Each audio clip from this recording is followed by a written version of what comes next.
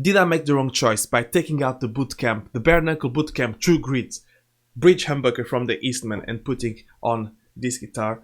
So the reason why I did that was because there was a very big difference between the neck humbucker on the Eastman and the bridge humbucker. It was like almost went from humbucker to single coil. The bridge was really bright and airy, but it didn't feel like that chug that I really wanted to get from this guitar, especially in songs that are a bit more like punk rock, alternative rock, like the medium gain sort of thing. I also use a setting on the Helix, which I'm going to replicate now on Helix Native, which I take the bottom strings and have a pass, so everything below 140 hertz is put into like an octaver and to a bass amp and everything. So it's like to simulate that I have a bass player, because I don't have a bass player. It's really hard to get like bandmates and things like that. So we're a duo, we are good mates, and it works perfectly well. So me and Peter at Astrodoc, we don't feel like adding another player would make it any better, in the sense of like the logistics and just having a bit of fun. If it was obviously to get a better sound, it would make perfect sense, but for what we're doing, it feels like it's okay. So just to justify, like, if you hear a lot of bass. I also really like it because, you know, sometimes the pickups and the guitars, it can feel a bit thin, especially when it have a bit of distortion in the path. So the bass sort of sounds really make it big, in my opinion. Maybe you'll just think that's an awful sound. And that's the reason why I put the dirty torque that came originally on this guitar when I got it, on the Eastman Juliet. But I was playing it the other day here with these in-ear monitors or headphones or whatever. It's just earphones from China. These are the CCA12A, so nothing really fancy, but at least it gets the sound right in there. And I can sometimes I'll play through the RCF monitor that I have here and live and everything. But I was playing through here and I was like, oh, the dirty torque sounds a bit muddy. I like how it balances out with the neck pickup on the Eastman Juliet again, but on this one, I think this sounds really good. Let's see.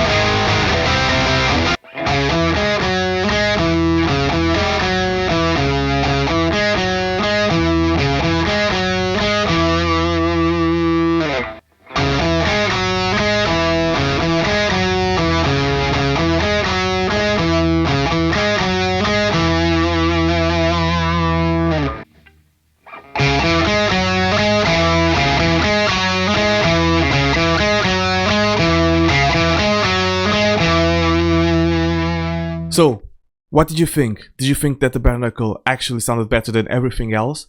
The last guitar that I didn't talk about in the beginning is a Shergold Provocateur with Seymour Duncan P90 and a Seymour Duncan Pearly Gate on the bridge.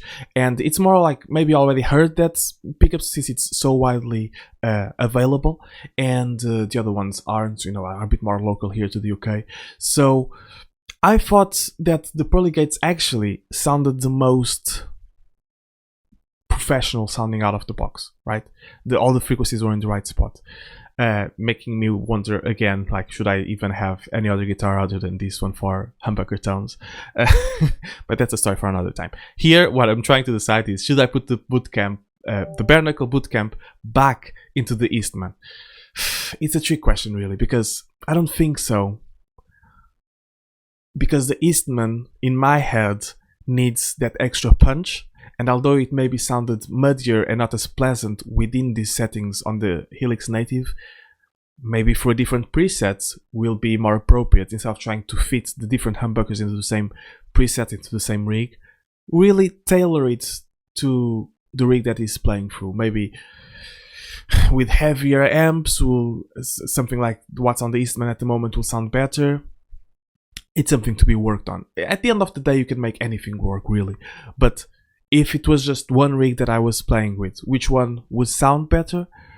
I don't know. I think the Pearly Gates would win, actually. Which was not the question at the beginning of this video.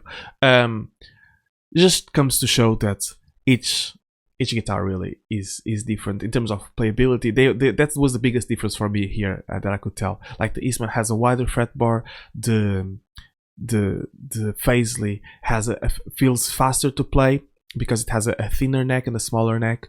The other one, again, the Shergold, is like a really well-rounded guitar with a C-shape, normal sized guitar, really, for if it's like right in the middle. If you had like Paisley, small and bright and punchy, and then you have the Shergold that is well-rounded and well built and like standard professional stuff, and then the Eastman, which is a little bit more quirky, slightly wider fretboard, lighter, different body, that feels a bit more experimental, and maybe even I could play heavier stuff on it because, you know, it has that space to really chug those power chords, which was mostly what I was playing, which showcases my level of skill if I'm still playing power chords. But, you know, you play this stuff live and it works, especially with this setup that, like I said, that the bass notes really are feeling like some sort of bass simulation. I think it really works. Also, what did you think of that sort of sound? Is that something that you'd be interested in playing live if you just have a drummer friend and you don't have a bass player to play along with you? Let me know. Okay, thank you so much for watching. I hope this was helpful to you information wise, and I'll see you next time. Bye bye.